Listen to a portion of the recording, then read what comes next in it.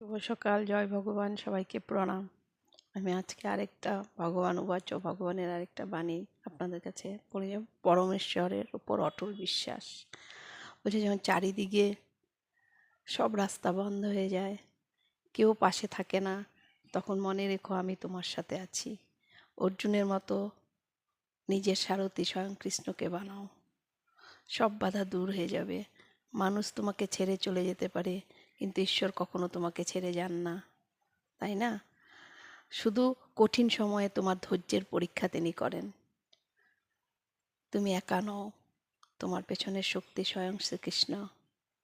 উঠে দাঁড়াও, নিজের ভেতরের অনন্ত শক্তিকে জাগিয়ে তোলো।